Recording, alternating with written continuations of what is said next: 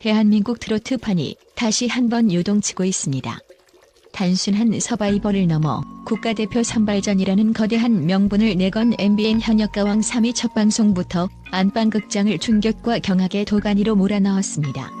특히 강력한 우승 후보로 손꼽히던 빈예서와 홍지윤이 올 인정 획득에 실패한 반면 11세 소녀 이수연이 1000만점을 기록하며 판도를 뒤흔든 이번 사태는 단순한 점수 산정의 문제를 넘어 방송국 간의 시청률 전쟁과 심사위원단의 고도화된 전략이 맞물린 결과입니다.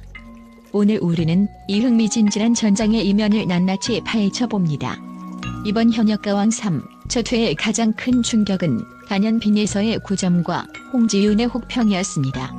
최연소 대상 수상자이자 유튜브 조회수의 여왕인 빈예서가 올 인정을 받지 못한 사건은 시청자들 사이에서 심사 기준의 모호성 논란을 불러일으켰습니다.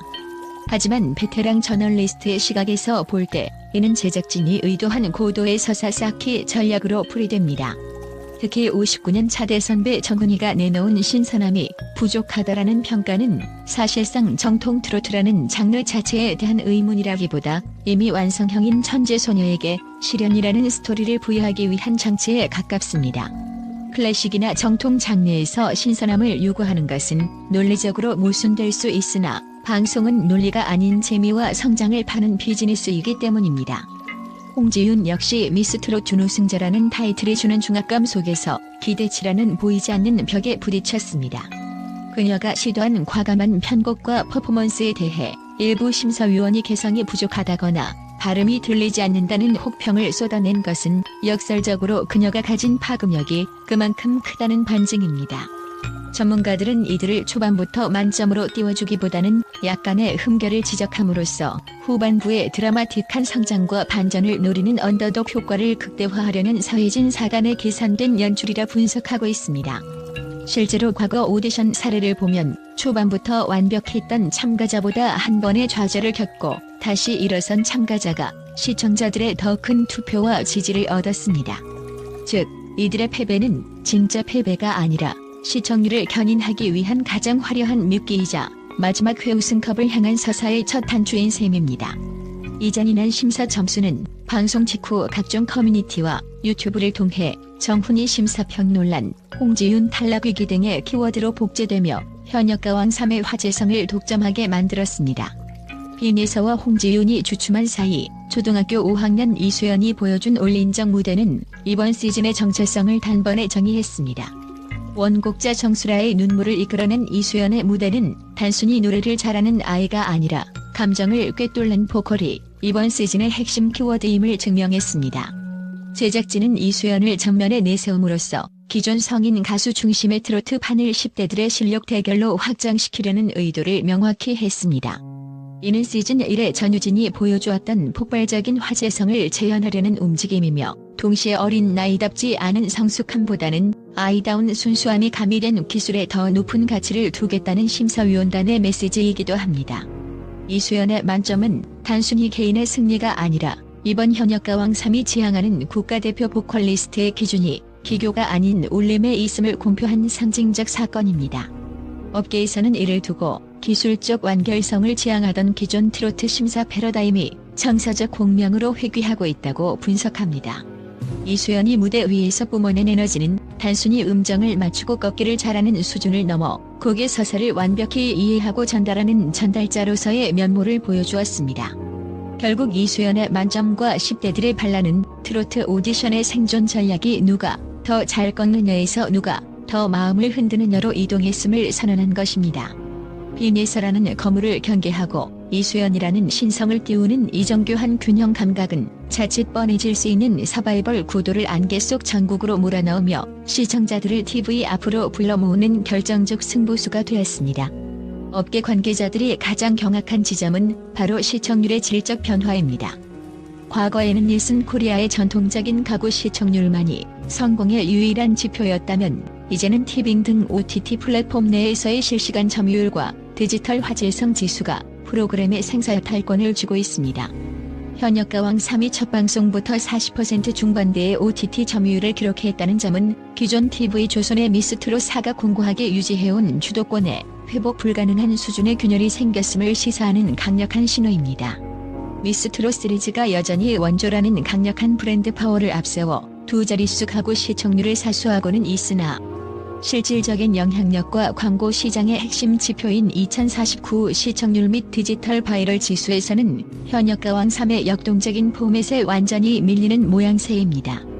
특히 미스 트롯 4가 전작 대비 시청률 하락 곡선을 그리며 오디션 피로감이라는 장벽에 부딪힌 반면 현역가왕 3은 장르 파괴와 국가대표 선발전이라는 새로운 프레임을 도입해 신규 팬덤을 대거 유입시켰습니다. 방송업계의 통계에 따르면 OTT 점유율 40% 돌파는 해당 콘텐츠가 단순히 보는 것을 넘어 실시간 검색, SNS 공유, 2차 창작물 생산으로 이어지는 능동적 소비의 단계에 진입했음을 의미합니다. 이러한 플랫폼의 변화는 광고주들의 예산 집행 방식에도 막대한 영향을 미칩니다. 이제 광고주들은 TV 앞에 불특정 다수보다 모바일을 통해 활발히 소통하는 액티브 시니어와 MZ세대가 결합된 통합 타겟층에 더 큰 매력을 느낍니다.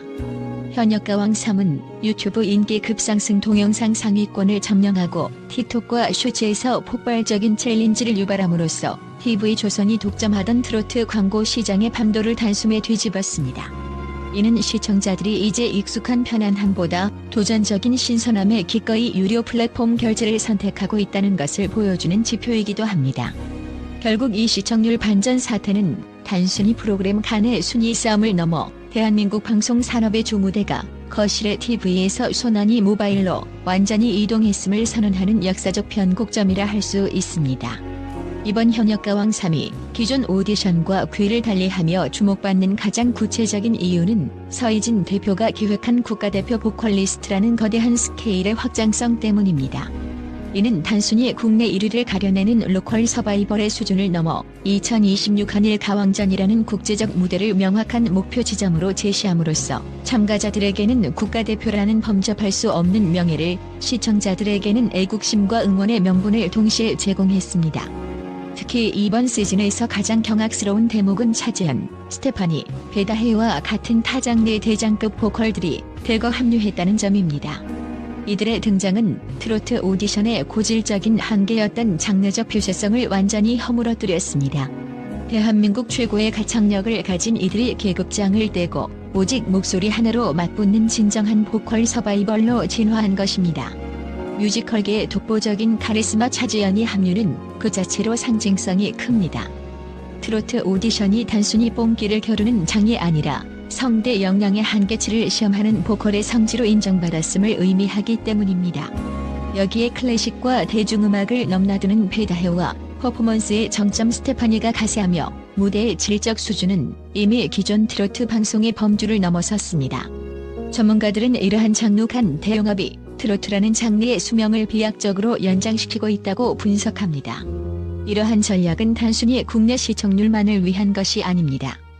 2026 한일 가왕전을 앞두고 한국 보컬의 압도적인 힘을 과시하기 위한 일종의 쇼케이스 성격이 짙습니다.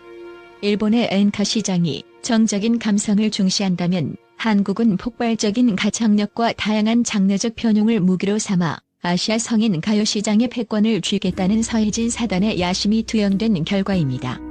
마지막으로 우리가 가장 주목해야 할 핵심은 이 프로그램이 지향하는 독보적인 비즈니스적 완결성입니다. 현역가왕 3은 단순히 방송 광고 수익에 의존하는 과거의 제작 모델을 완전히 탈피했습니다.